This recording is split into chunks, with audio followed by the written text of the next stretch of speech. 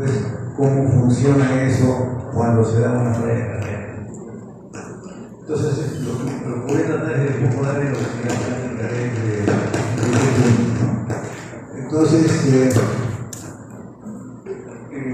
yo, cuando hago la exposición, en cualquier momento interrumpan para saber si hay alguna duda, alguna pregunta, alguna aclaración, porque tampoco no podemos hacer una clase en la cual esto sea un monólogo, porque ese tipo de enseñanza ya ha pasado un poco para la historia.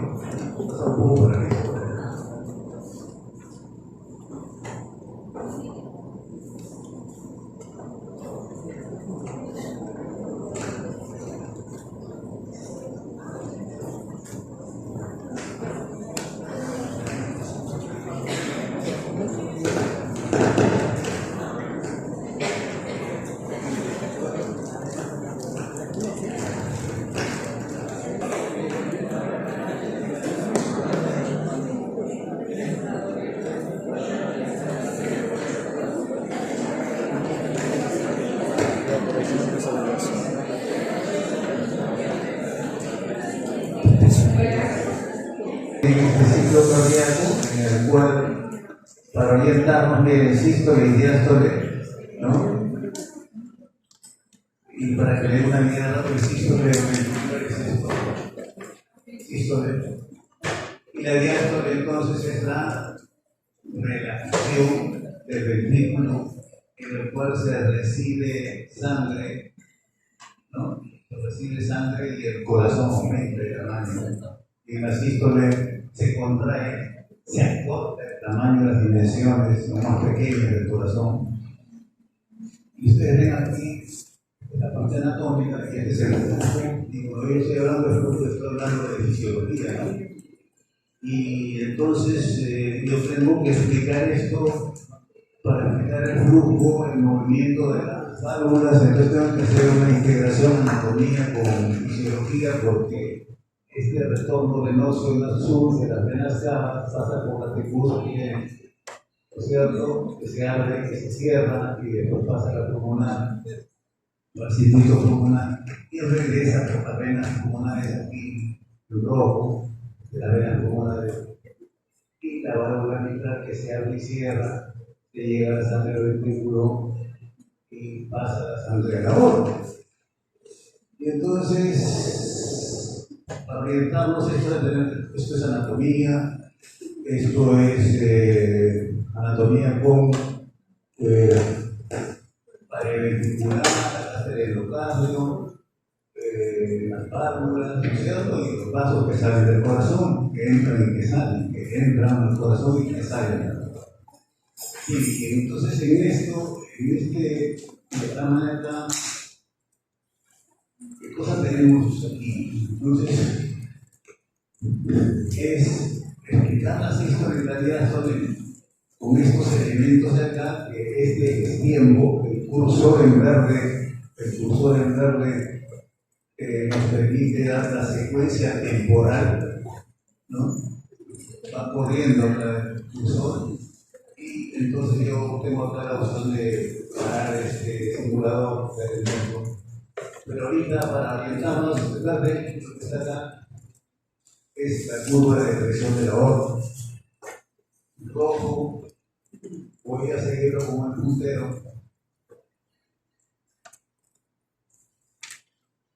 La curva de presión del ventrículo izquierdo. Amarillo, la curva de presión de la aurícula izquierda. Blanco es la curva de volumen ventricular izquierdo. Por lo tanto, estas imágenes son el ciclo cardíaco del lado izquierdo. Todo es el lado izquierdo. Y entonces, ¿cómo se consigue esto? Cuando ustedes están con un paciente,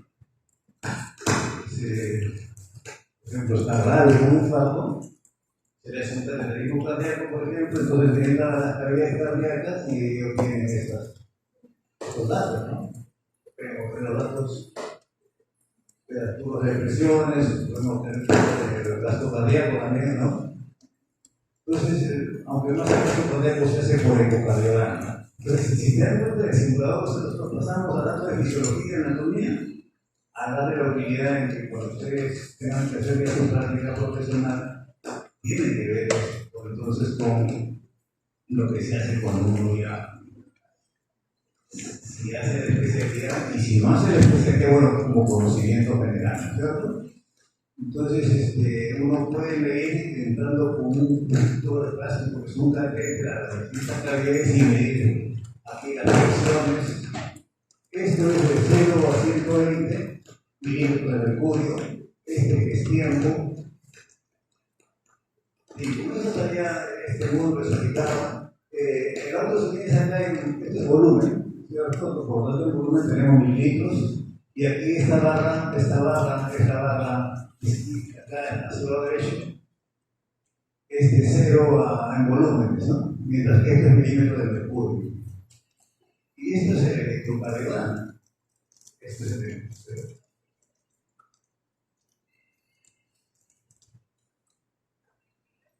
perdón, el electrocardiograma está aquí. Acá, la onda P del electrocardiograma. Le voy diciendo un dato. Esta es la curva de presión del auriculo izquierdo. Y esta onda P significa activación eléctrica de las aurículas, pero tanto de la aurícula derecha como de la aurícula izquierda. Se dan cuenta que esta onda que se ve acá coincide con la onda P. Bueno, el otro elemento de referencia es el QRS acá. Entonces el QRS es la activación eléctrica de los ventrículos. Fíjense por qué coincide esto. El QRS coincide con este rojo, ¿no es cierto? Que es el inicio de esta. Y que dice aquí el rojo es que entonces el ventrículo izquierdo está pasando una presión muy bajita hacia este punto que es 80. De cuando está el QRS, implica eso entonces que los ventrículos se están despolarizando y va a venir entonces la sístole ventricular. La sístole ventricular, ¿cierto? Y entonces la sístole ventricular significa que el ventrículo empieza partiendo de 0, sube muy rápido, en este corto tiempo hasta 80. Y aquí se va a abrir la válvula aórtica, se va a producir la siguiente fase de eyección rápida, eyección lenta, y claramente va a caer el ventrículo. Y esto de acá es el ruido cardíaco, que ustedes en su práctica clínica también lo van a tener que ver, ¿no es cierto?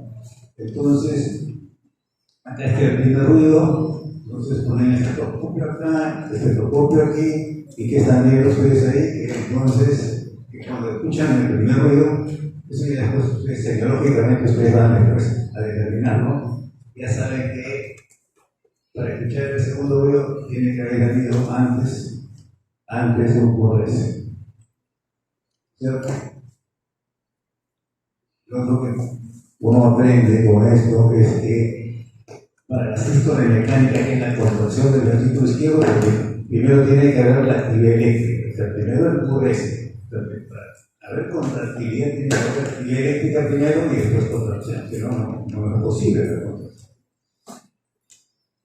Se ve el QRS y después viene entonces esta subida del inicio del QRS.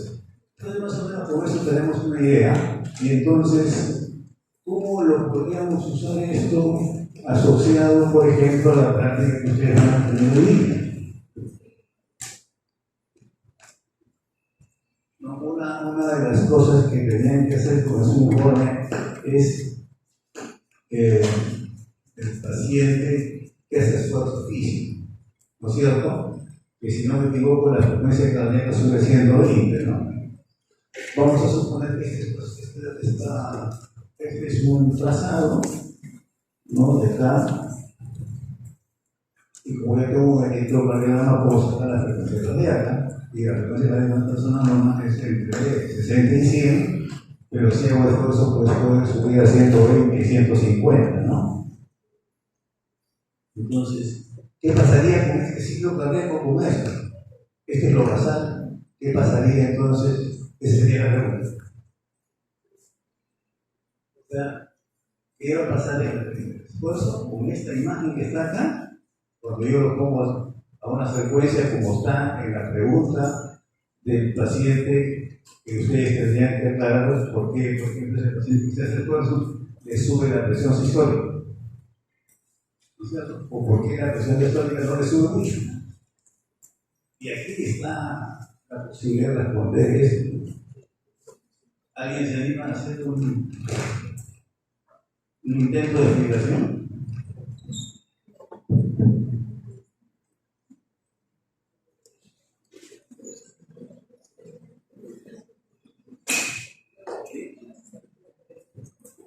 ¿Alguien se me ha entendido lo que estoy preguntando?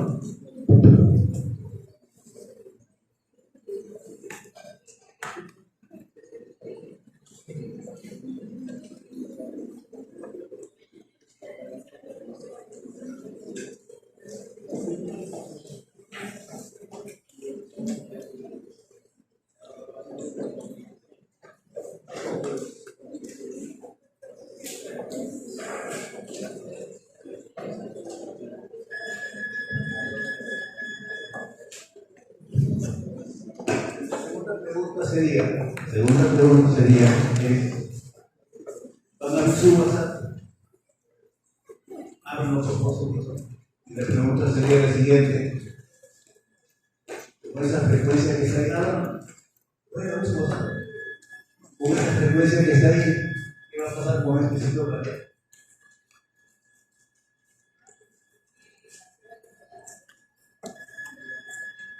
La primera pregunta era si yo hago un ejercicio, subo así el poder de frecuencia, ¿qué pasa con este ciclo?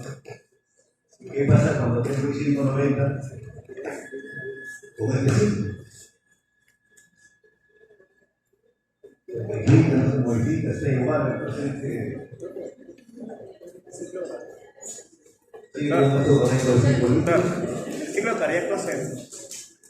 El ciclo cardíaco se va a cortar, su tiempo, su duración va a ser menos, entonces el esfuerzo tiene que agrandar. Si plantean la pregunta, o si plantean la pregunta y o hacen alguna respuesta, en breve, por favor, que nos dé tiempo también para mayor participación. Considero que van a haber mayor cantidad en un minuto por la aumento de la frecuencia cardíaca. Eso quiere decir que en el ciclo va a tener que cortar su duración en tiempo total, generándose un mayor esfuerzo de impulso en un corto tiempo, haciendo como que un gasto más corto en el esfuerzo. ¿Alguna otra opinión? ¿Alguna otra opinión? ¿Sí? Bien, si esta es una frecuencia basal, entonces miren, este es un ciclo, ¿no? Que ocurre que después otra vez. Si yo tengo una frecuencia de 120, el QRS que viene acá, porque después de este arriba va a venir un QRS, se va a acercar acá, ¿no?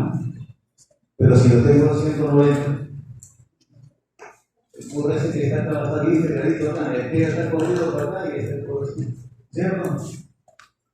Entonces, todo eso por el que está acá se va a modificar. Bueno, ¿y eso qué tiene que ver entonces? Eso que tiene que ver con explicar en una práctica que tiene que subir la presión arterial sistólica, que no siempre que hace ejercicio. Esa es la pregunta, ¿no? Si te hace ejercicio, te aumenta la presión sistólica.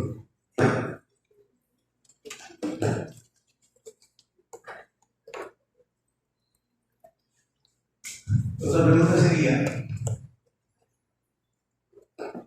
es que cuando estamos a 190 o 100, si ustedes llegan a eso, ustedes van a poder hacer 10 minutos de ejercicio a esa frecuencia.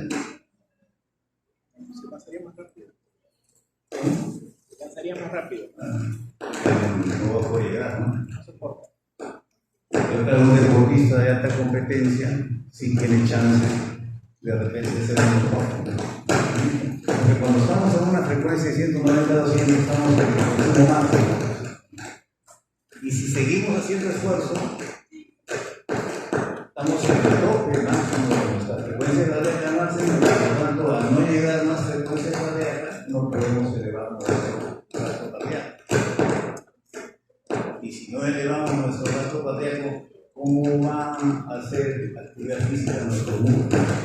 Se va a agotar. Y el músculo que no le llega oxígeno, produce ácido láctico, y ácido láctico, entonces no va a llegar a la persona, ¿no?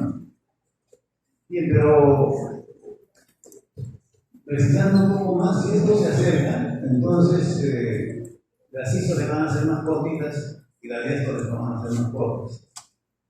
En este ciclo normal, que viene acá la sístole aquí, la sístole va de contracción isométrica, voy adelante. Voy a explicar un detalle para ser más preciso.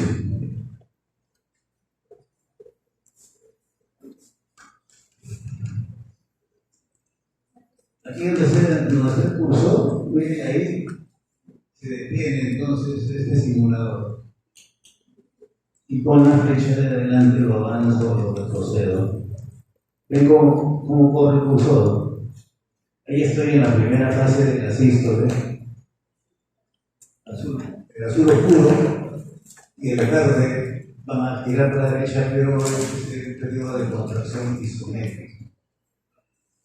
Entonces, o sea, fíjense cómo están las válvulas cerradas, van a estar cerradas y va de 0 a 80. Porque fíjense que la presión de la aorta está en 80. ¿Qué cosa es 80? ¿Qué cosa es 80? Este es 80, ¿no? Esto va de 0 a 80. ¿Qué cosa es 80?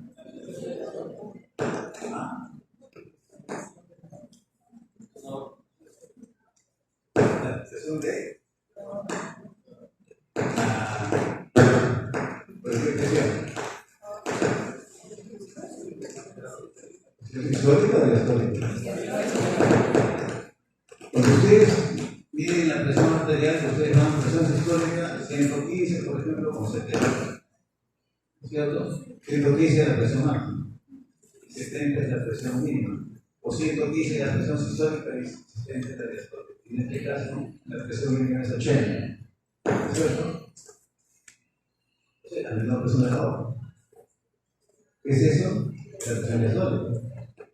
Cuando uno hace la técnica del estigmomanómetro por medio de presión arterial, ¿qué cosa es 80? Es la presión de la aorta.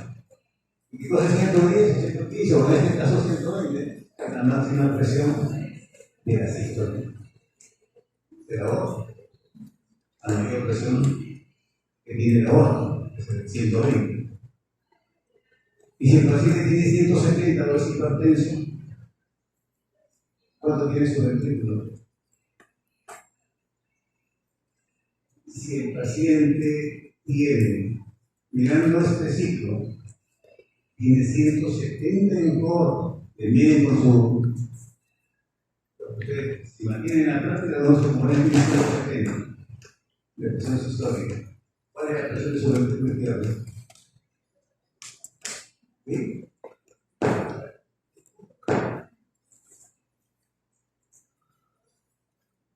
Hay que.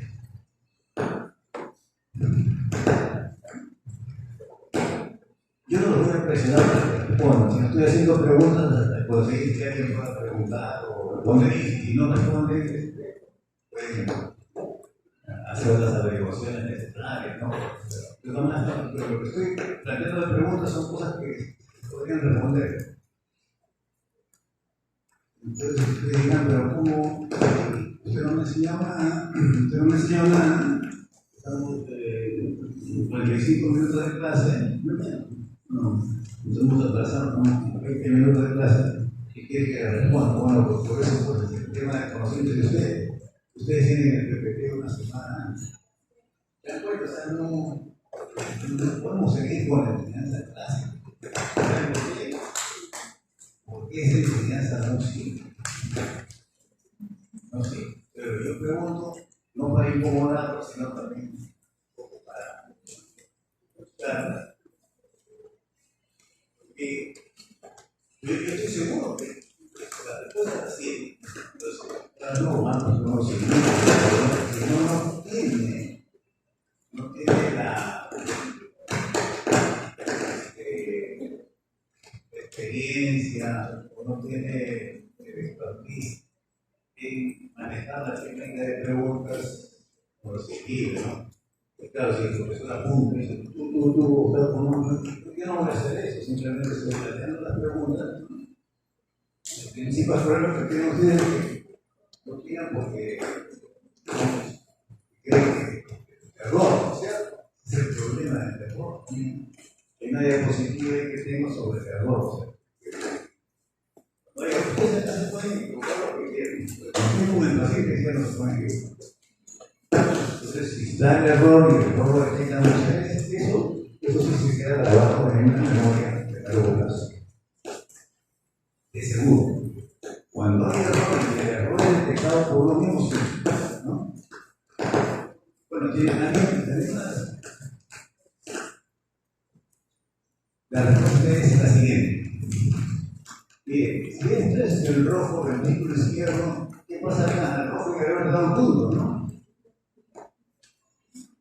Llega a este punto máximo y yo digo acá tiene 120, pero estoy diciendo el paciente tiene 170. O sea que acá sería 170. ¿Cuánto es el ventrículo izquierdo? Porque ahí están iguales, ¿no? La presión del ventrículo izquierdo sería 170. Entonces, primer dato que da de utilidad, fisiopatología para entender la hipertensión arterial, por ejemplo, que es muy frecuente, después de los 50 años, 40% de los pacientes 50 son hipertensos. Si el paciente tiene sobrepeso, obesidad, probablemente está en el 80% de chance de tener, ¿no? Y la otra pregunta sería ¿para qué tanto? Cuando vemos la cabeza y pensamos ciclo cardíaco, médica personal arterial, y yo mandé una diapositiva para preguntarles a ustedes qué les parece esa presión en la cual hablan sobre a nivel mundial de los valores de cómo se conoce. ¿Qué grupo de pacientes son diagnosticados? ¿Qué pacientes reciben medicina? ¿Qué pacientes son controlados adecuadamente? Entonces, ¿han revisado esa diapositiva? Bueno, el resumen de esa diapositiva de lo que dice, esa diapositiva que se la mandé por pasar, se la mandé, ¿no? ¿Sí? ¿La han visto? ¿No la han visto? Se la pasaré por eso. ¿Las tienen o no?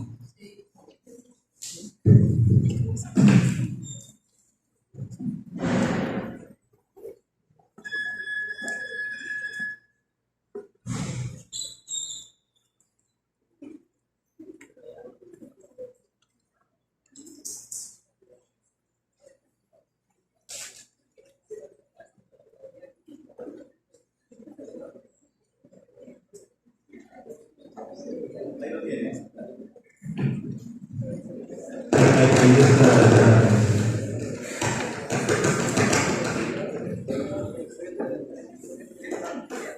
Fíjense ahí, ¿no? En rojo, la leyenda en rojo dice pacientes que son a la izquierda, está número de personas que abajo están los años, ¿no? Sí, los años, y el rojo, miren, están pacientes que son diagnosticados pero no tratados. Diagnosticados de hipertensión, pero no tratados. Solo quiero que se fijen el rojo. Miren la cantidad de personas que tienen entonces un diagnóstico de hipertensión arterial, pero no tratada. ¿Se dan cuenta? Porque eso es lo que pasa si ustedes se van a trabajar más cosas. Un grupo estará así demasiado tratado, no tratado. Otro grupo estará no diagnosticado. Porque no hay atención primaria en los centros de salud de la periferia en atención primaria en el Perú. no se hace un control adecuado de la población. ¿Se dan cuenta? Entonces, tenemos que pasar de esto de fisiología a la realidad que ustedes van a vivir. Eso es la forma de la realidad, no hay otra. Y mire, el verde intenso que está en la parte superior, y quizás sea uno de los más chicos, ¿no? ¿Qué cosa es? Hipertensión controlada. Entonces estudian, aprenden toda la fisiología, fisiopatología y solamente un poquito de pacientes cumplen sus indicaciones. ¿Se dan cuenta cuál es el reto? El reto es tremendo. Entonces, estadística a nivel mundial, esto pasa en el Perú.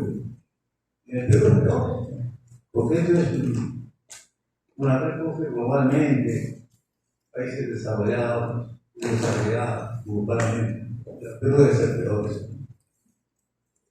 ¿Alguno quiere hacer un comentario de esto? ¿No? ¿Alguna aclaración? ¿Tienen alguna duda de lo que estamos hablando?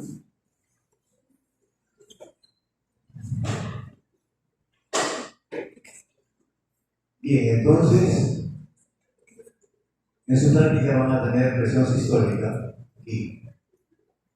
Entonces, también cuando estábamos en WhatsApp, compañeros me pusieron las flechas aquí y me enseñaron las dos flechas, pero eso me está indicando un periodo, ¿no? ¿Por qué? Porque es tiempo, entonces el asístole viene la contracción isovolumétrica, se abre la válvula aórtica aquí, y acá entonces viene la primera fase de la expulsión aórtica, que es pasar sangre de acá hacia la aorta hasta el pico máximo, de ahí cae la presión de la aorta. Entonces la eyección rápida y la eyección lenta, como es acá. Después de esta fase, fíjense.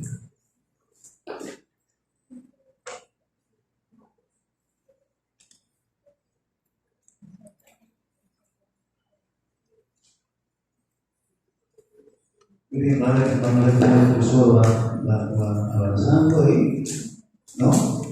Ya estamos en la fase de eyección rápida. Y el verde, miren, está en la presión sistólica máxima, lo que habíamos explicado. Y después de eso viene la fase de eyección reducida. Con eso acaba la sístole. Con eso no hace.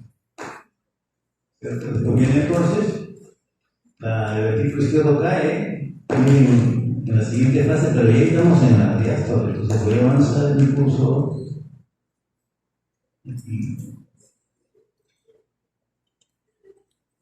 Termino mi fase de eyección lenta y entro a la fase que se llama relajación isovolumétrica. Relajación isovolumétrica.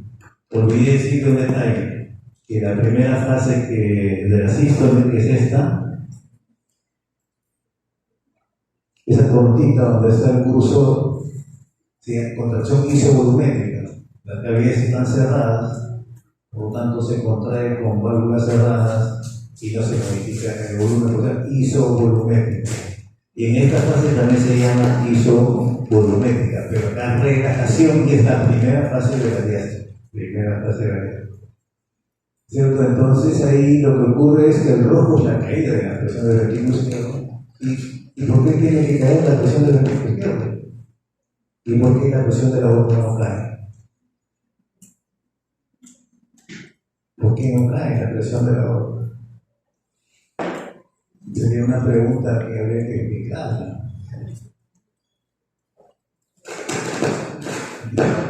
Este punto es el cierre de la válvula aórtica, ¿no es cierto? Terminó la eyección. Y la presión de la aorta sigue cayendo y la del ventrículo sí cae, pero no cae, llega a un punto. A 80. ¿Qué pasaría si cayera la presión de la aorta a cero como cae el ventrículo izquierdo? El ventrículo izquierdo se va a caer a cero. Ahora, ¿por qué baja esto? Porque el amarillo es la aurícula izquierda. Tiene que bajar la presión debajo de la presión de la aurícula para que haya qué cosa. La siguiente fase de la diástole, que es la segunda fase de la diástole, es se llama llenado rápido. El azul, miren entonces cómo está la válvula mitral. La válvula mitral, llenado rápido. En esa fase se llena rápidamente el ventrículo izquierdo. Segunda fase de la diástole. Y el blanco es el volumen ventricular. El volumen ventricular sube. ¿Por qué sube? Porque está entrando sangre de la aurícula. Es el llenado ventricular. ¿Okay? Entonces,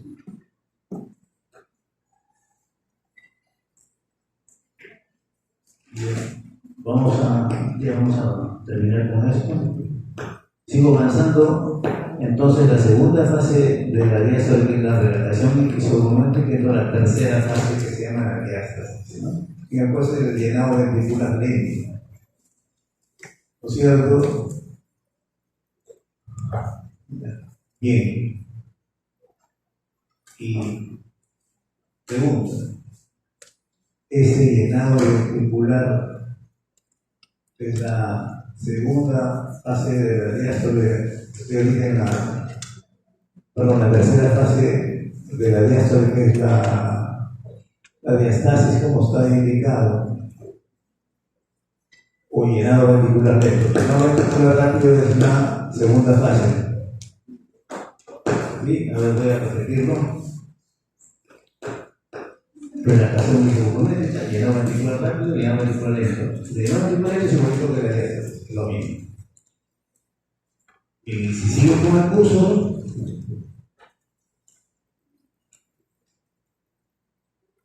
bueno, pero ya como fines de demostración, está simulado, entonces nos pasamos al otro lado, pero es la misma secuencia. Y entonces es la última fase de la diástole, es la sístole auricular. Sístole auricular, miren qué pasa con esas flechitas amarillas que están en el aurículo izquierdo. Flechitas amarillas en el aurículo izquierdo. O sea, ahí.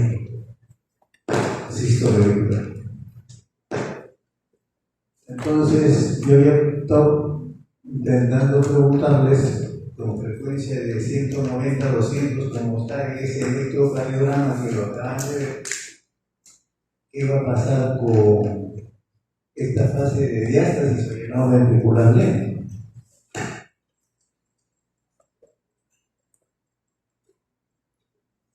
Porque este es un paciente que tiene 70 de frecuencia cardíaca, pero si voy a 190, se acorta la sístole y se acorta la diástasis. ¿Y qué va a pasar con esa diástasis?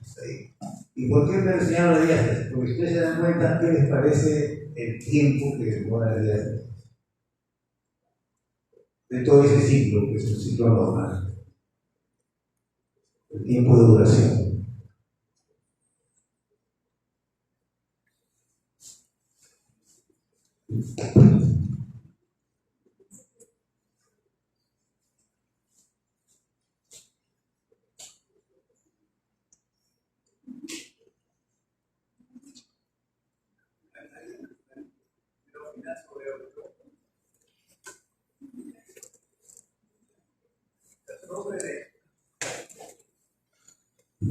La pregunta es sobre esa imagen, ciclo cardíaco normal.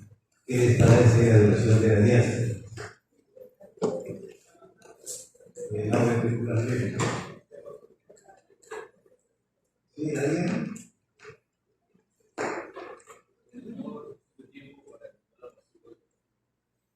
Vamos a ver. Ya, sí, está bien. Pero antes de eso, es que el documento dice que no va a haber tiempo para el llenado, correcto, sí. Pero antes de eso, si ustedes ven en lo normal, ya está sin demora.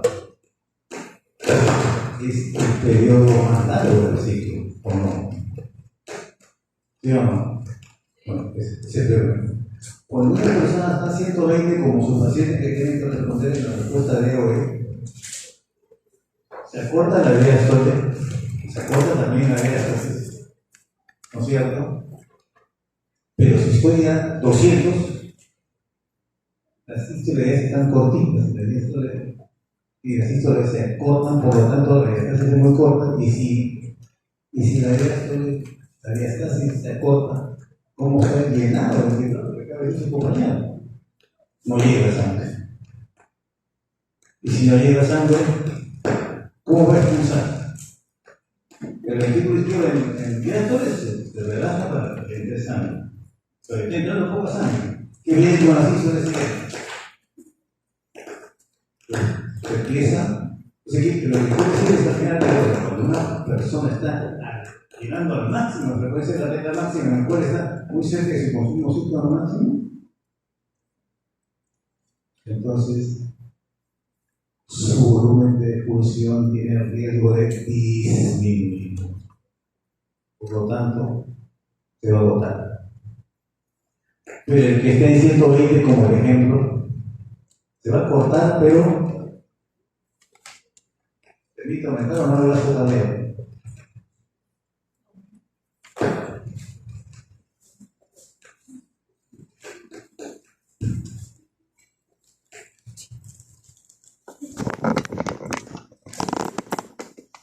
Gasto cardíaco es volumen de ejecución con frecuencia cardíaca. Si estoy en 120, si aumento a 120, ¿no es cierto?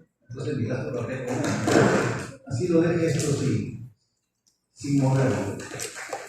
Pero cuando uno hace ejercicio, hace estimulación simpática, ¿o no?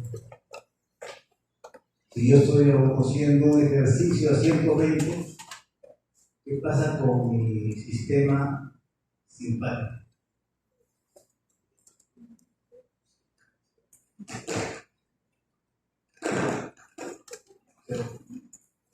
Se estimula, funciona. Entonces,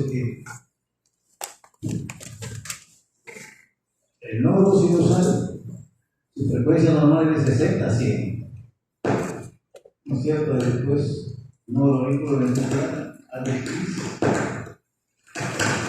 se pasan las ramas de Purkinje, el tejido de conducción del impulso eléctrico. Cuando yo estoy a 120, este es el rango que tiene mi nódulo sinusal de funcionar por el mismo. Porque el nódulo sinusal tiene una propiedad de la automaticidad. ¿Qué es eso? Genera su propio impulso. ¿Cuánto lo genera? En ese rango. Pero si voy a 120 de estimulación simpática, entonces, ¿qué es lo que pasa? Es la médula, la cadena simpática, ¿no es cierto? El costado de la médula. Y ahí van entonces la médula. Pésimo, ¿eh? El Carlitos son. Es que si yo me quito el micro, mi tono es muy bajo, no me van a escuchar a la língua. Por eso es que quiero escuchar el micro, pero lamentablemente el micro no está bien. Y entonces, si esta es la médula y esta es la cadena simpática que viene del cerebro, de los núcleos vasomotores del cerebro, va a llegar acá al nódulo sinusal y se va a convertir en 120. O sea, ¿qué cosa pasa ahí? La estimulación simpática, o sea, aquí cosa ha llegado.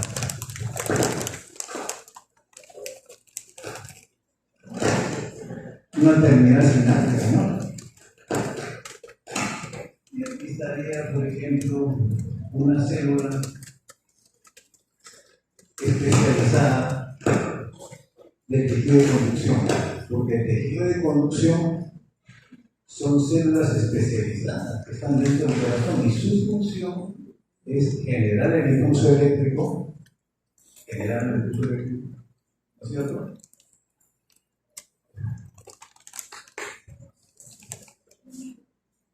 Entonces, viene esta estimulación, también entonces, ¿qué cosa está en la vesícula de la epinefrina?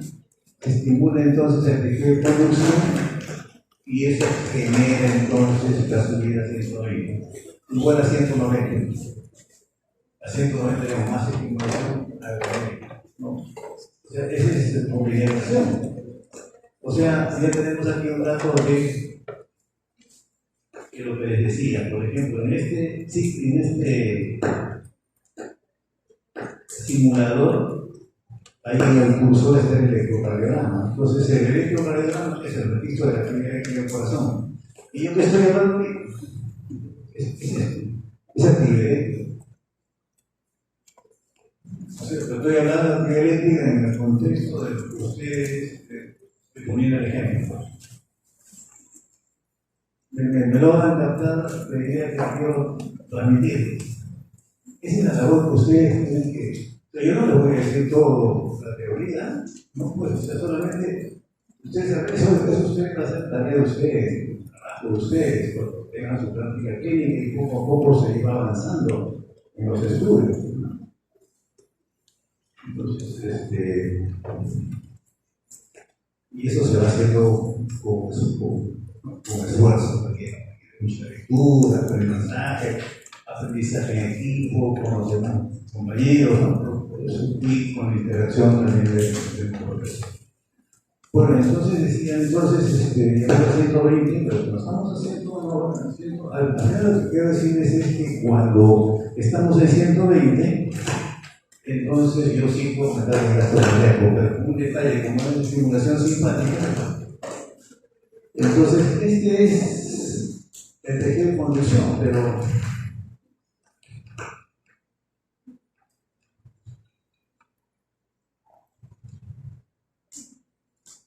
acá está mi ventrículo izquierdo, ¿no es cierto? Y por dentro está mi tejido de conducción. Pero como estoy con estimulación simpática, entonces estas fibras musculares también les llegan ramas del sistema simpático. ¿Vuelvo a acá? No disciplina ni vasoabsorbe. Entonces, ¿qué cosa? Las células miocárdicas del ventrículo izquierdo o de la miocardio auricular. ¿Y qué va a generar?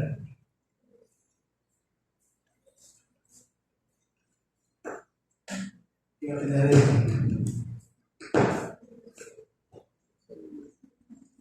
¿Para qué sirve la estimulación simpática en un ejercicio? Me sirve para la frecuencia cardíaca, pero también me baja. Tiene acción sobre eso. ¿Qué hace? Más fuerza. Mayor fuerza contraria. Porque la norepinefrina en las células del miocito ventricular, ¿qué cosa genera? Mayor entrada de calcio. Por lo tanto, más fuente de miocina y actina en este músculo y por lo tanto más fuerza y tensión de la fibra miocárdica del músculo ventricular izquierdo. Y entonces yo voy a tener en el paciente del ejemplo que estamos hablando, aumenta el volumen de expulsión. ¿Por qué aumenta? Porque aumenta la contractilidad. La contractilidad es una función, ¿no?, de las células auriculares y ventriculares, pero que tiene que ver entonces con sistema nervioso simpático en la regulación. ¿No se ha podido comprender esto? ¿O hay alguna duda? Bueno, y entonces, en este caso,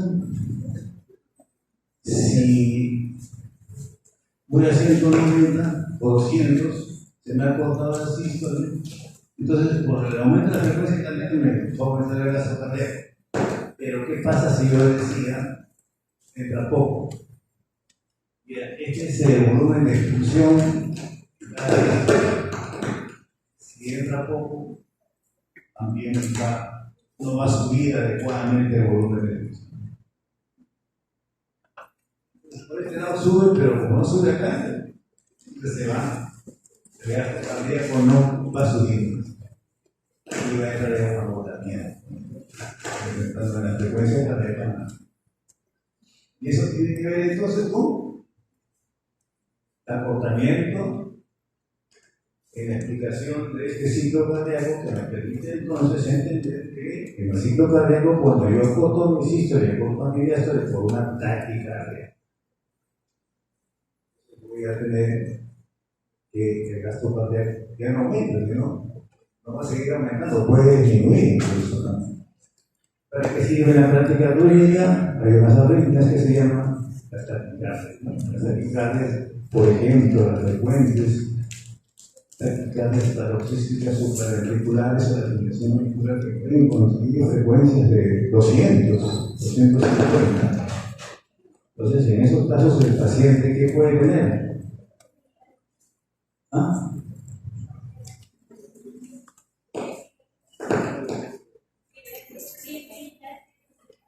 Claro, esa es una forma de arritmia en la cual se late mucho las aurículas y pasan muchos latidos hacia el ventrículo. ¿Cierto? Aquí, este es el nodo ventricular, acá están las aurículas, acá está el ventrículo, acá pasan muchos, porque hay muchos latidos acá y pasa por el 200. Eso no es ejercicio, eso es una normalidad, o un detalle, que cuando la respiración auricular las aurículas tienen un tasa de contracción que no tienen la fuerza de la sistoauricular. La sistoauricular normalmente se una contracción de una persona que está con una frecuencia de 70, 80 por minuto. Cuando tenemos una frecuencia auricular múltiple, en diferentes zonas en el aurículo izquierda, se pierde la función contráctil auricular. ¿Para qué me sirve la contracción sistólica de la aurícula? Me sirve para aumentar mi gasto cardíaco, porque si se contrae la sístole, como ven ahí en la flechita arriba, si se contrae la sístole auricular, me va a aumentar mi retorno venoso. Pero si no hay una buena contracción, no va a aumentar el gasto cardíaco. Cuando hay una frecuencia alta, la fibrilación auricular. Y la fibrilación auricular es la persona con esa frecuencia que tiene mayor potencia. Mayor porque no le llega sangre al cerebro, porque baja la presión. ¿Cierto? Tiene una frecuencia muy alta. No sube su gasto cardíaco. O se cae al suelo, pero da un 5. Y esa es una manifestación clínica de las arritmias. Tiene que ver entonces con ciclo cardíaco, tiene que ver con examen clínico, ¿no? Tiene que ver entonces. Un poco más o menos esa es la idea que les quiero transmitir.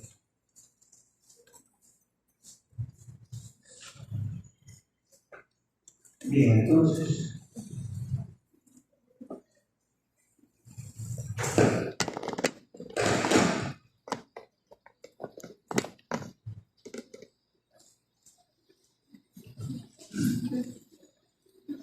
Otra cosa que me había preguntado era, fíjense que acá estamos en la primera fase de la diástole, y estamos aquí, miren el cursor.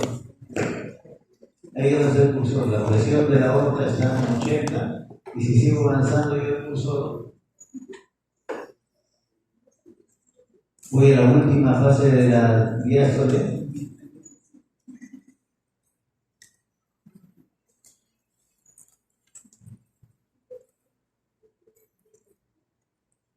El cursor verde está casi en la presión diastólica aórtica de 80, ¿no? Entonces, la otra pregunta sería entonces, ¿por qué va a la presión de la aorta?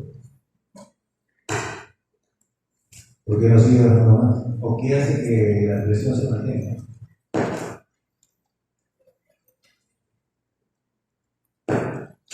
¿Alguien me puede dar el dato?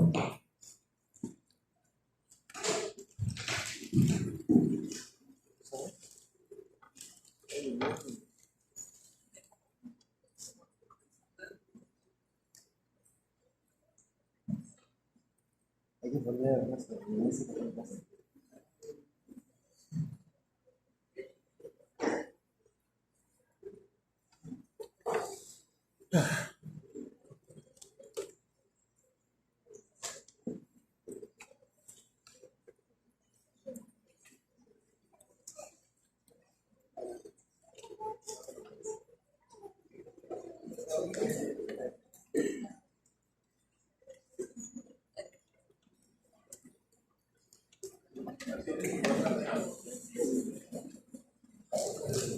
¿Les parece si eso puede ser la respuesta? ¿No? Ahí podría estar reducido.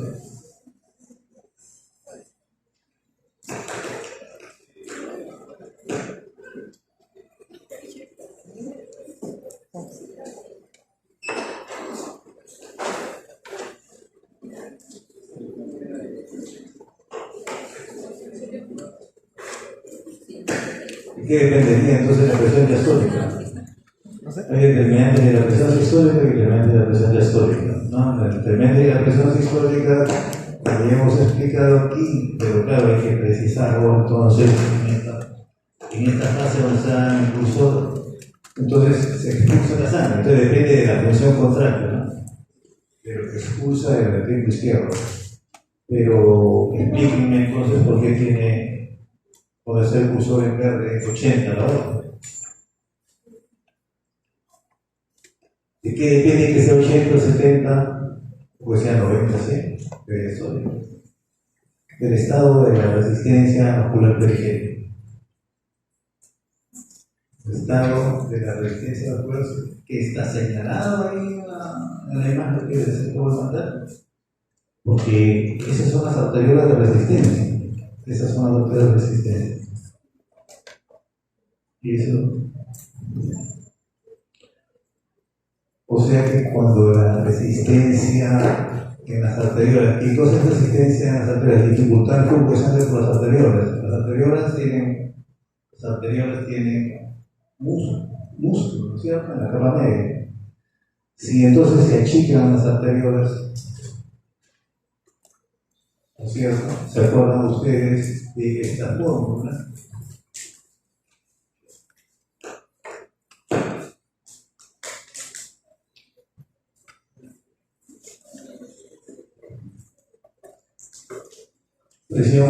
Resistencia por gasto cardíaco, ¿no? Resistencia por gasto cardíaco. Entonces, si aumento la resistencia, sientes la arteriola, acá está la capa muscular, y si yo se contrae y achica el diámetro, entonces la resistencia aumenta la presión. ¿Qué presión? Diastólica. Tener el paciente encima de 80, porque encima de 80, 90 es hipertensión diastólica. Eso es práctica clínica y lo que ustedes van a ver en su práctica. El que controla la resistencia determinante más importante de la presión diastólica es la resistencia vascular periférica. No es función cardíaca. No es función, y eso se puede ver en este simulador, porque después de acá está la presión sistólica. Ahí donde está el cursor lo estoy moviendo. Esto es función cardíaca como exclusión. Pero aquí tiene nada que ver con eso, tiene que ver el estado de las arterias, ¿no?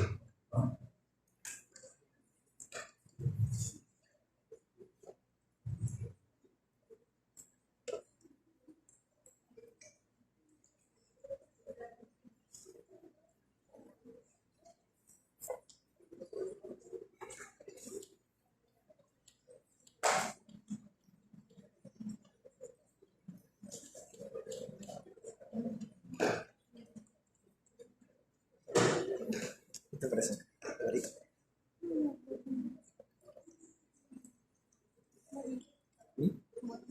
¿Quién es?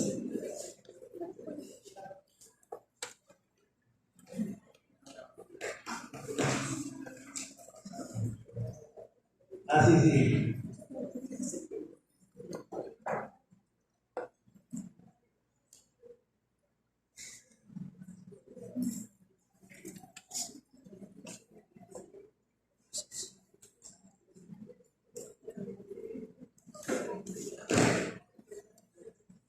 Entonces, para esto pasando a otro punto, este está en el PPT de introducción, ¿no?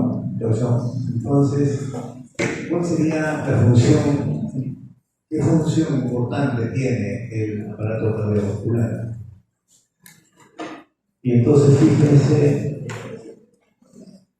y hemos explicado entonces que en el ciclo cardíaco del corazón lanza un volumen de sangre, entonces estamos viendo de que la función importante entonces del corazón será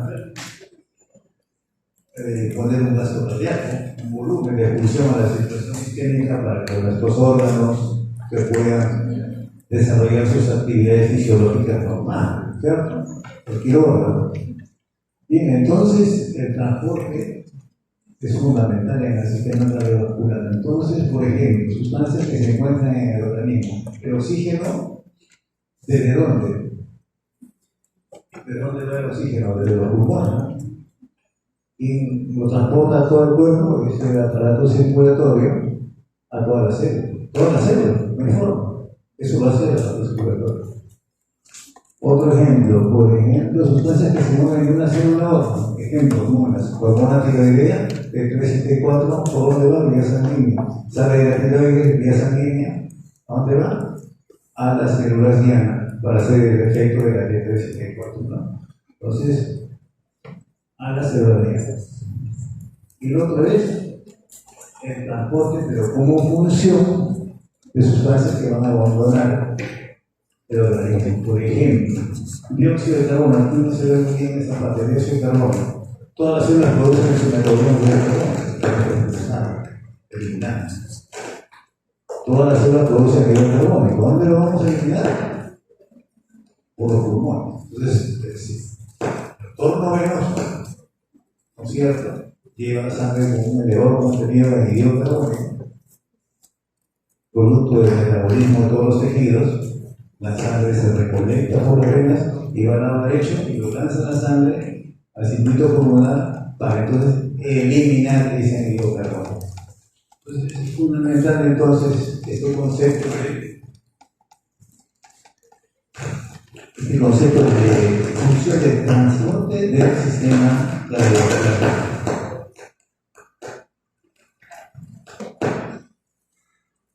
Entonces, si tenemos acá nuestra alimentación por el estómago, por ejemplo, aquí, si esto es el agua, aquí tomamos líquido, esto va en el intestino, ¿no? En el proceso de reabsorción hacia el líquido extracelular y de ahí al líquido intracelular, ¿no? Entendiendo de que si esto es el estómago, fíjense, es el exterior, ¿no es cierto? Entonces, acá sería el extracelular y acá sería el intracelular. Hay productos que vienen del exterior, por ejemplo, los alimentos, que al final necesitan terminar en el espacio intracelular, aquí. La nutrición, ¿no? Ahora hay nuestra glucosa, nuestros alimentos aquí. Y el pulmón que tiene que función de, o sea, de interrelacionar arsénico con el medio externo, a través del oxígeno del anhídrido carbónico, ¿no? O el riñón. ¿Por dónde eliminamos producto de trabajo muscular? La creatinina por el riñón, ¿no es cierto? Entonces aquí se elimina, por ejemplo, la urea también, ¿no es cierto? Eso se elimina por el riñón. Y si no se elimina ni la urea y la creatinina, se produce insuficiencia renal. Cuando hay falla renal, insuficiencia renal, entonces se retiene en la sangre y eso produce que el paciente tenga los síntomas de insuficiencia renal. Entonces es fundamental entender eso.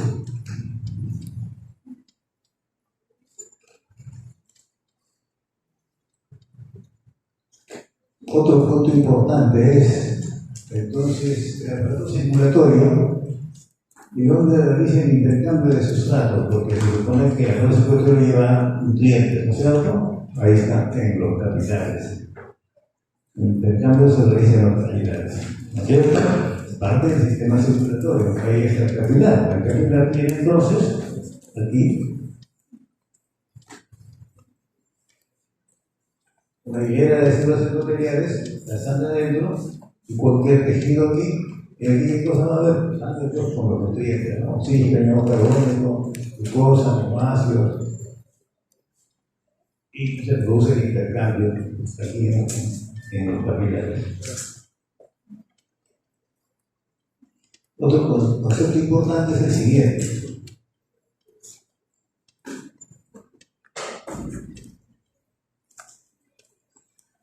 Esto sí sirve para la práctica. Entonces, en el lado izquierdo del corazón le llega sangre por la aurícula izquierda, el ventrículo izquierdo se lanza a la aorta, regresa, y eso es enviado a toda la circulación, el cerebro, los riñones, los músculos, y es por la vena pulmonar al lado derecho del corazón. El lado derecho del corazón, aurícula derecha, ventrículo izquierdo pulmonar, y a los pulmones, el circuito pulmonar, Entonces, normalmente tenemos un gasto cardíaco de 5 litros, ¿no? Normalmente. De 5 litros. Y cuando la persona hace ejercicio, como su ejemplo de la práctica, que ya 120, entonces su gasto cardíaco puede subir a 2 o 3 litros, 2 o 3 veces. ¿No? 2 o 3 veces podría ser. Entonces estamos hablando de que sube 15 litros. ¿No es cierto? Entonces la pregunta es, si el ventrículo izquierdo lanza 15 litros, ¿cuánto lanza el ventrículo derecho? Si el ventrículo derecho lanza 15 litros, ¿cuánto lanza el ventrículo derecho? Claro, igual, ¿por qué? Porque es un circuito encerrado y en serie, uno tras otro. ¿Eso por qué sirve? Un ejemplo, denme, un ejemplo. Ya el ejemplo lo hemos puesto como ejercicio. Otro ejemplo, al revés, una hemorragia. Un accidente, un paciente que llega chocado en emergencia, después de un accidente. De 5 litros de reposo, baja 2 litros, está en shock. ¿Qué pasa con su circulación pulmonar? ¿Cuánto le está lanzando?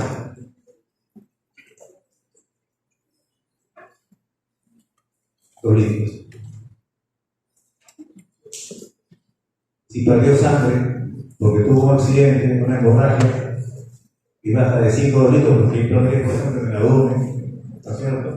O una fractura, pues te ha chocado, grave. Entonces, le cayó el gasto cardíaco. ¿Y qué hacen en el tratamiento? Sangre. Una vena, y de ahí qué cosas están haciendo.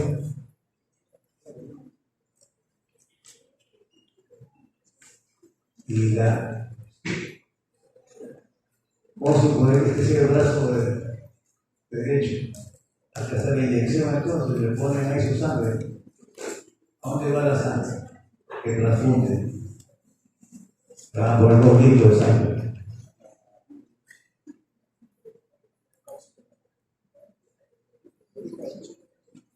Cuando hace una transfusión se coge una vena y entonces vamos a llevarlo al circuito derecho, pero después al izquierdo.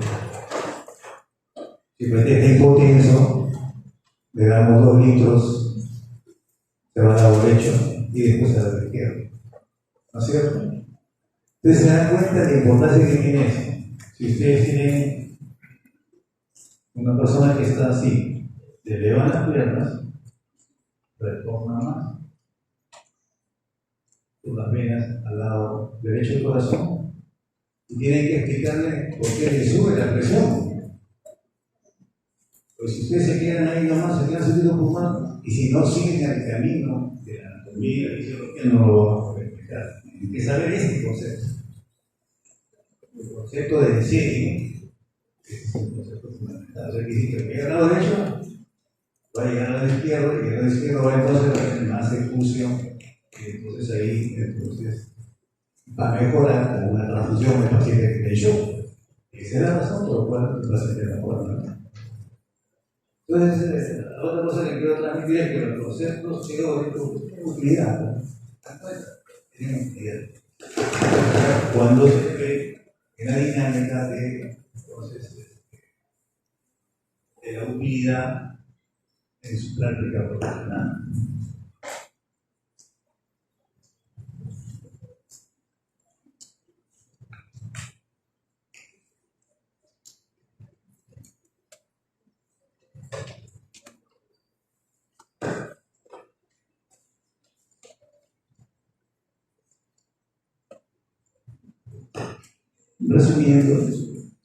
Resumiendo, fíjense. Entonces, hemos hablado de la frecuencia cardíaca y del volumen de expulsión, ¿no es cierto? Aquí, gasto cardíaco, volumen de expulsión por frecuencia cardíaca, esto está acá y esto genera volumen minuto que es gasto cardíaco. Y este gasto cardíaco, cuando yo lo relaciono con la resistencia periférica, ¿no es cierto? Cuando este gasto cardíaco lo relaciono con resistencia, tengo presión. Y aquí está, volumen menos presión. ¿Y esta presión a dónde le da? Aquí está el objetivo que tiene la relación circulatoria. Al final, ¿cuál es el objetivo de la relación circulatoria? Es este, ¿no? La sangre de los tejidos, perfusión fiscular. Perfusión fiscular. ¿Cierto? Es el eje. Ustedes vean la parte de los procesos. Ustedes constantemente van a tener esa práctica, ¿no? Fíjense entonces todo lo que tienen como dato cuando ustedes supervisan la tarea.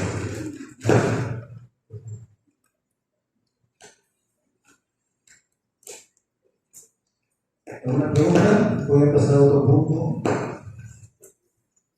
Aquí, a lo mejor alguna duda, algo que hayan podido revisar que no es difícil de su comprensión, o algo que haya encontrado distinto a lo que yo estoy hablando.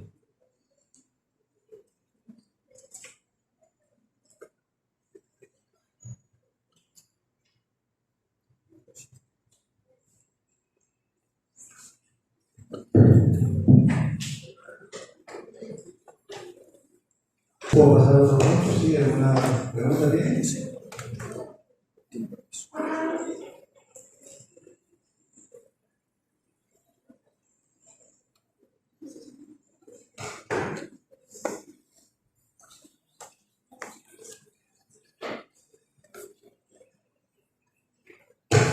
Cosas generales de la ingeniería eléctrica, ¿no? Porque yo con este punto vamos a terminar.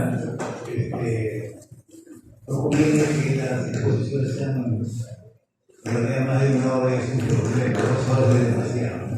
Porque en 30 minutos llega la atención. Claro, pero si hubieran preguntas, probablemente haya más atención. Entonces, la otra importancia de cambiar ideas es que lo normal en una charla es que a los 30 minutos ya uno pierde la atención. Es normal. En la hora, pues la mitad duerme, la mitad duerme más de la hora. Más de la hora. Entonces, no hay forma, pero hasta ahora parece ser que la parte pedagógica demanda eso, una integración lo mayor posible entre el profesor, entre ustedes,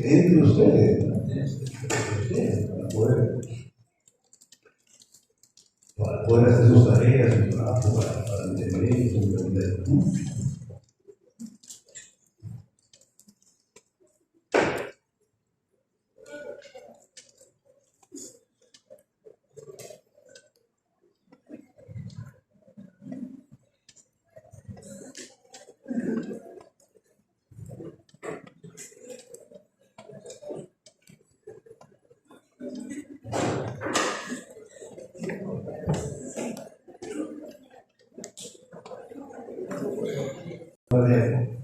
Antes de avanzar, los simuladores son elementos que ustedes traten de usarlo.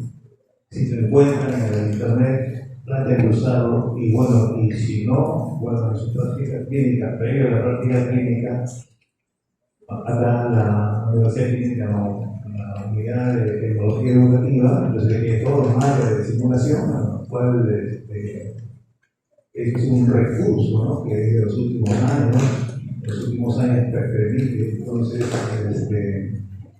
el aprendizaje. Son muy buenos. En este caso es un simulador de computadora, pero también hay simulador de maniquí. Antes de llegar al paciente, entonces la simulación es otra técnica que hay que explotar al máximo para poder hacer el aprendizaje. Entonces, esto ya lo había mencionado, la función primaria en los ciclos, el miociclo, está siendo muscular vinculado al muscular. Esa función es entenderse, y para iniciar la contracción se requiere de cambios eléctricos dentro del miocardio. Así es, cosa que si no hay actividad eléctrica, no vamos a tener actividad mecánica en el sentido de la contracción de la sístole de la diástole, ¿no? Y entonces este es el electrocardiograma, y este electrocardiograma es el registro de la actividad eléctrica del corazón. Electrodos, y entonces se activan las aurículas aquí, las dos.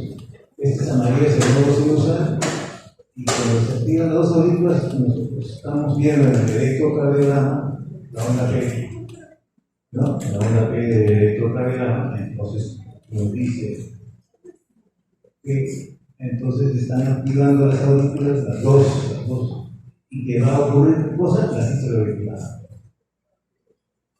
Y el impulso eléctrico pasa por acá, por el ADX. No lo digo de teclar, perdón, ADX derecho izquierdo y termina derecho izquierdo. Y cuando ocurre eso, que se va a activar eléctricamente el ventrículo izquierdo, que constituye entonces la despolarización ventricular, que significa actividad eléctrica por ventrículos. Y después de eso va a ocurrir un periodo que se empieza a dar una T, que significa el periodo de repolarización. Y eso tiene que ver ya con el potencial de acción. Tiene que ver con el potencial de acción, pero este electrocardiograma entonces tiene que ver con el potencial de acción, ¿no?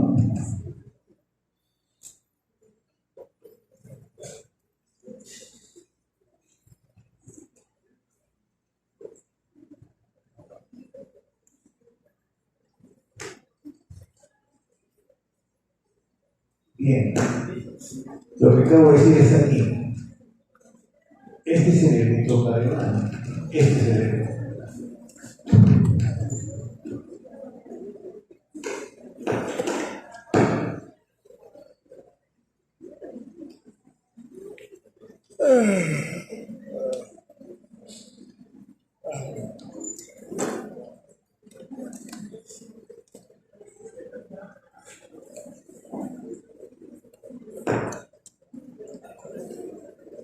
Ventricular, el nodo occipital, el nodo ventricular, el red de Purkinje.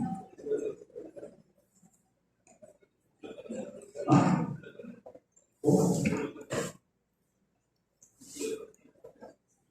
Músculo cardíaco, sí. Claro, porque yo he dicho también que es una contracción ventricular, ¿no es cierto? Y estoy poniendo debajo este proceso.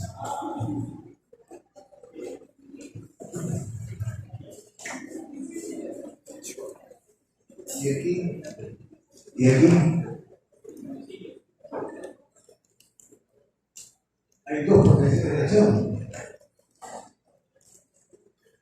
Dos. Esto ya lo vimos. Esto es potencial de acción de una célula del vasito auricular. ¿Cuál es la diferencia? Tiempo.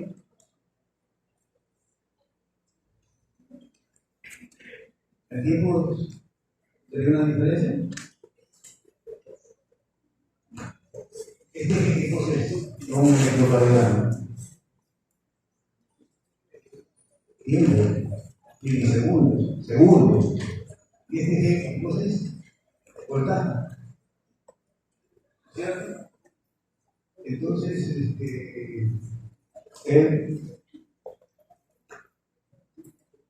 ¿por qué tiene que durar menos la sístole auricular que la sístole ventricular? Porque acá está la sístole ventricular y acá está la sístole auricular. La sístole es un fenómeno mecánico, pero esto de acá es el electrocardiograma. O sea, hay relación entre la actividad eléctrica y la actividad mecánica.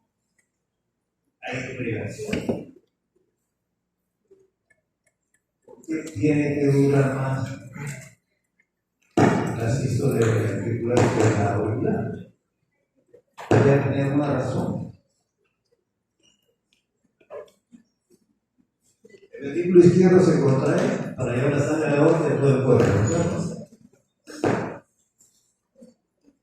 Mientras que la aurícula, al final de la diástole, en un periodo seguido, se contrae la aurícula para meter sangre al ventrículo. ¿Se dan cuenta de la diferencia? El ventrículo izquierdo tiene que elevar su presión de 0,80, vencer la carga de la aorta eyectar y que hay que ver. ¿Quién necesita más tiempo? El tiempo izquierdo. Eso sería eje. ¿Se dan cuenta? Tiene relación entonces con la función, ¿no? Con la función.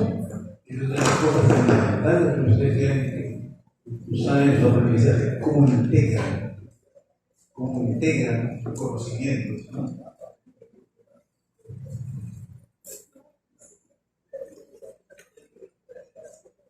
Este es un potencial de acción ventricular, milivoltios, que es tiempo. Y esto es lo que ocurre en una célula ventricular, pero en una célula ventricular, después de producirse la actividad eléctrica, ¿qué va a pasar? Se va a activar mecánicamente. El rojo es la actividad mecánica. Entonces, con eso puedo demostrar lo que decía, que primero es la actividad eléctrica y después la actividad mecánica. Eso ya lo dije en el ciclo cardíaco, porque decía que en el ciclo cardíaco, para que se contraiga el ventrículo izquierdo, en la primera fase de la sístole, la contracción isovolumétrica, ¿qué tenía que pasar? El QRS. El QRS es la desprotección ventricular y después se contrae el ventrículo. Y bueno, lo que le pasa al miocardio ventricular es lo que le pasa a esta célula, que es una célula del músculo ventricular, como dijo su compañero.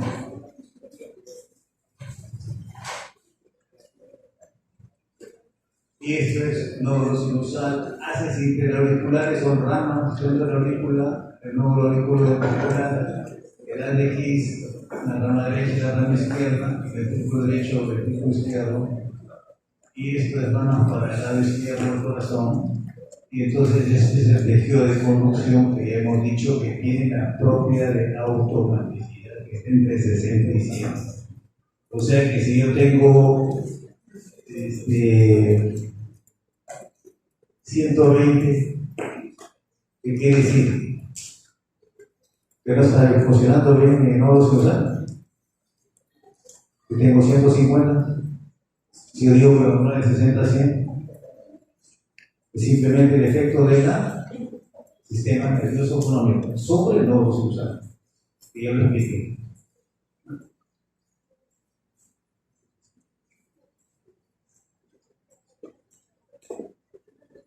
Son todas las propiedades de esta reacción, ¿no? Y hemos hablado, por ejemplo, de el cronotropismo automatismo, esa es la capacidad que tiene el función de generar el impulso eléctrico. Se llama también cronotropismo o automatismo, ¿no? La contractilidad, ya cuando hablé del efecto de la contracción del músculo ventricular por vía de estimulación del sistema nervioso adrenérgico para aumentar el volumen de función en una persona que está haciendo ejercicio, ¿no? Eso es la contractilidad. Y otro elemento importante es la relajación que se llama lucitropía, ¿no? O sea, puede ser que el diástole empieza con la relajación isométrica, llenado ventricular rápido, llenado ventricular lento y ventricular. Ese periodo de diástole tiene que ver con una propiedad del músculo cardíaco de relajarse. ¿Para qué? Para que entre sangre del aurículo izquierdo al ventrículo izquierdo. Eso se llama, ¿cómo se llama eso? En los determinantes del volumen sistólico. Recarga, ¿no? Llenado ventricular es recarga. ¿No? Por ejemplo, ya lo hemos dicho, ¿no? Cuando una persona está llegando las piernas, lo toco más al lado derecho, pero toco más al lado izquierdo, como está el volumen hacia el ventrículo izquierdo aumentado, esa es precarga aumentada. Precarga aumentada. ¿Qué va a producir después qué? Aumenta la presión, aumenta la cocarga. Esa es la secuencia, ¿no? Entonces, esas son las funciones importantes que tienen que ver.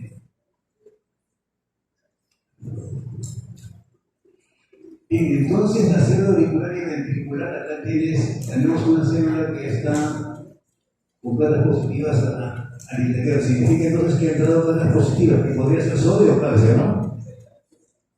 ¿Podría ser? Entonces esta célula está expulsada. Y la del costado es una célula miocárdica auricular ventricular. Y entonces se va a distribuir. Entonces, propagación. Vamos a propagar el potencial de acción en las células del músculo auricular y ventricular a través de estas uniones de células C. Eso es lo que pasa. El pulso eléctrico se genera en el tejido de conducción y ahí pasa al músculo y el músculo ocurre esto. ¿Bien? Ahí está el nódulo sinusal.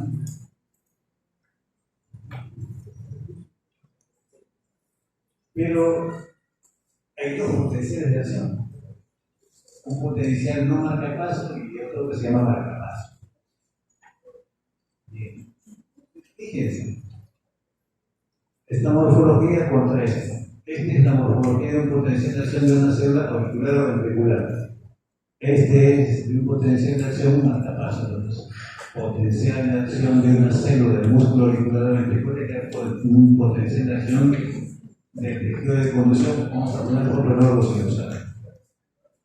¿Qué diferencia hay entre esto y esto? Miren esta fase 4 contra esto de acá.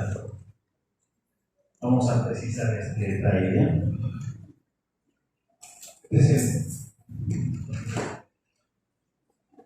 Vamos a mostrar brevemente el potencial de acción no marcapaso, o sea, potencial de acción de las células auriculares o ventriculares. Miocito auricular y ventricular, ¿y cuáles serían? Fase 4 es el potencial de reposo, la fase 0 es la repolarización, y la fase 1, 2, 3 es la repolarización. Ahí está. Fase 4 reposo, repolarización y repolarización.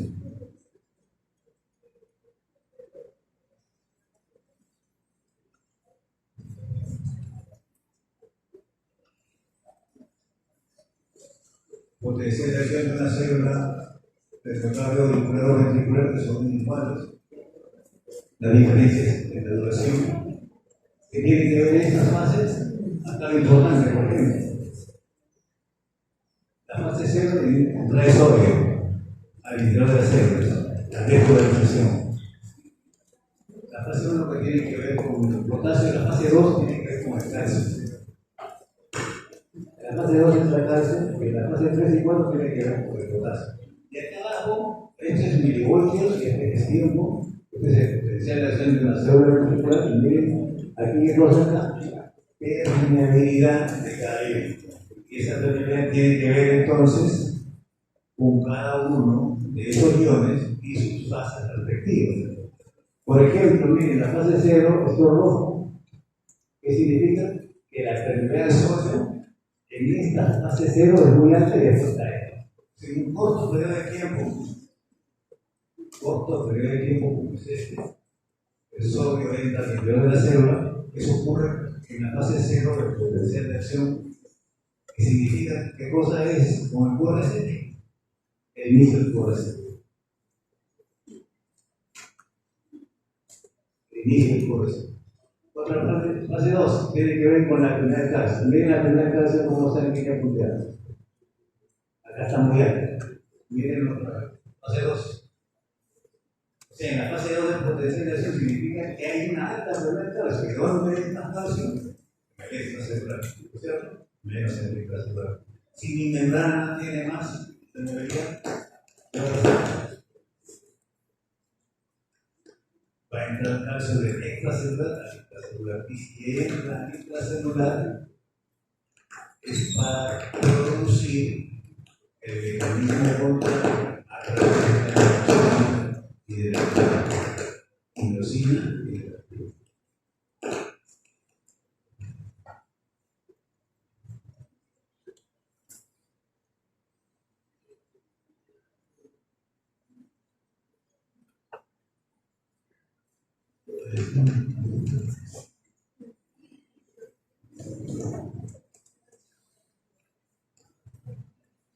Y este potencial de acción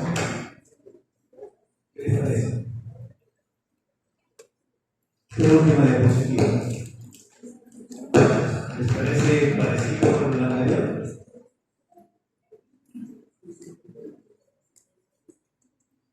¿Qué tiene de distinto? Eso de la célula que dicen los técnicos es también se refiere a las células de tejido de conducción. También se llama autolécnicas. Que generan el efecto. Entonces, fíjense la diferencia en la fase 4. La fase 4.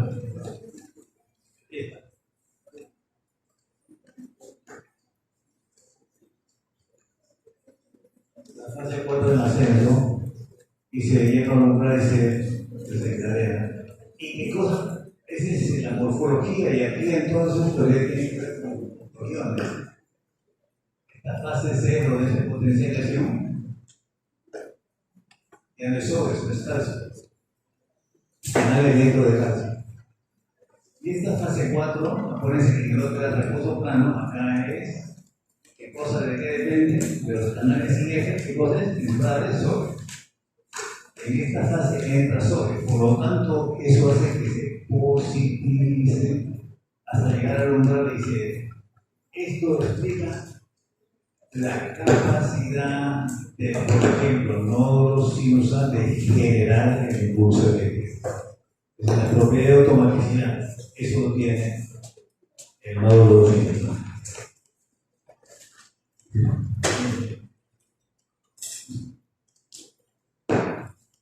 ¿Algunas preguntas para poder terminar?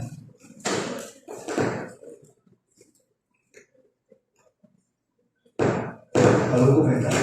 ¿Algún comentario que quieran hacer?